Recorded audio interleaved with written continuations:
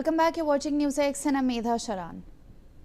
Iran's Foreign Minister Abbas Araghchi says that Tehran seeks a fair and equitable deal with Washington over nuclear weapons amid escalated tensions between the two sides, despite stating that Iran had lost its trust with the US as a negotiating partner.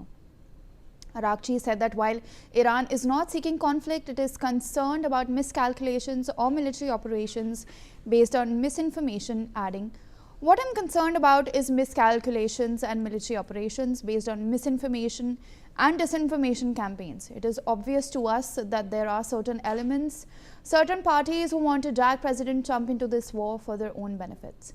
And I think President Trump is wise enough to make a correct decision," end quote.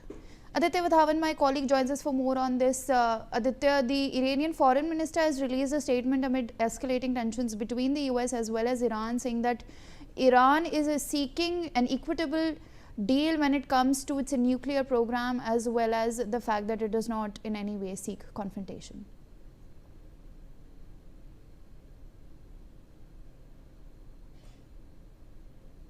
All right, so it seems like I've lost my connection with my colleague over there, but we'll get to that. Of course, the Iranian foreign minister has said that Iran is not seeking conflict and that what it wants is a fair and equitable trade deal, nuclear deal, apologies. Now, of course, Iran's nuclear program has been a touchy issue and has affected its relationship with Europe as well as the United States. We know that the US rather had withdrawn from the JCPOA, leaving the Iranian nuclear deal in some sort of a limbo.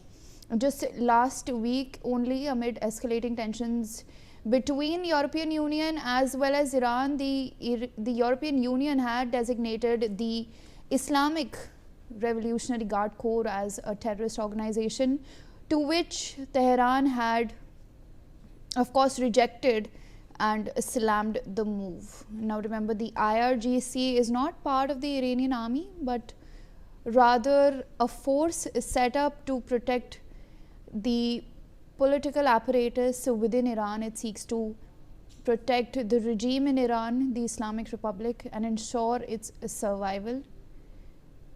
All right, now I have my colleague Aditya Vadhavan back with us. Aditya, amid escalating tensions between the United States as well as Iran, we now have the Iranian foreign minister releasing a statement saying that it looks forward to a fair nuclear deal and that Iran is not actually seeking conflict with the United States.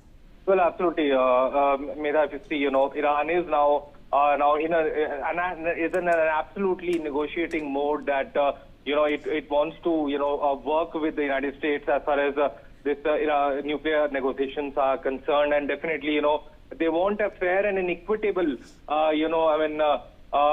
deal as to how can both the US and Iran can reach to a common point of consensus, so as to ensure that there is no because Iran is not ready to back down on its nuclear ambitions. We have seen last year how the US bombed the Iranian nuclear facilities in Isfahan, Natanz, and Fordo. So definitely, at this juncture, it is a very, very essential thing that how things unfold in this scenario, considering the fact that there are essential, the Middle East is on the boil, and it needs to be seen how things unfold in this scenario. Shiva, Medha. Aditya, please do stay on with me. Now, Iranian protester Irfan Soltani has been released on bail, his lawyer has revealed. The release comes after the United States had warned that the 26-year-old protester was due to be executed, reports of which had sparked outrage worldwide. Now his lawyer Amir Mousakhani has stated that he was released and received all of his belongings, including cell phone. A bond of around $12,600 was furnished for his release.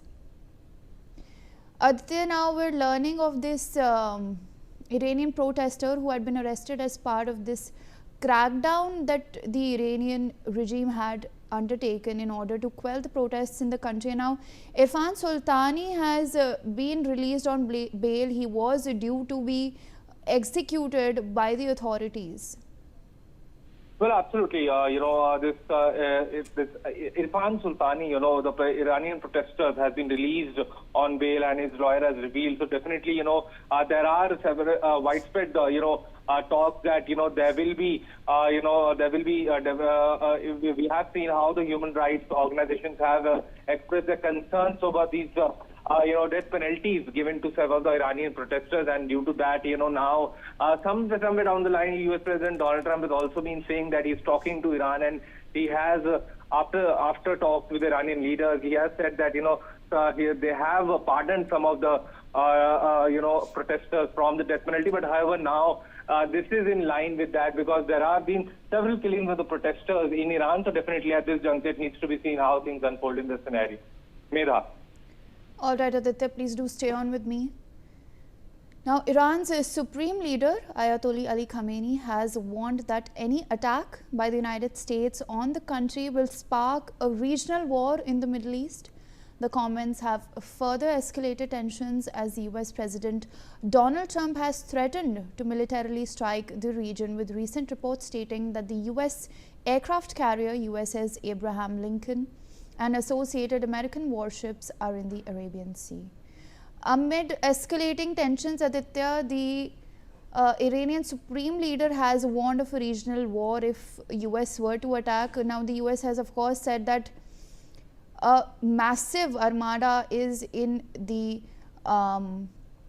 Middle East, of course, signaling a strong military posture by the United States. Walk us through what exactly the Iranian supreme leader has said amid all of these rising tensions between Iran as well as the United States. Well, definitely, there are some of the strong statements that are coming in by the Iranian supreme leader Ayatollah Ali Khamenei, that if US does any miscalculation, this time it will be a regional war. And now Iran is directly threatening all the US bases in the Middle East, and so there are several Middle East countries like Qatar, Saudi, and several other countries, which are concerned, which are desperately trying to arrange a meeting between Steve Witkoff and some of the top Iranian officials, so that the tensions between US and Iran can be diffused. But at this juncture, both Iran and US are in alert mode. The US fighter aircraft naval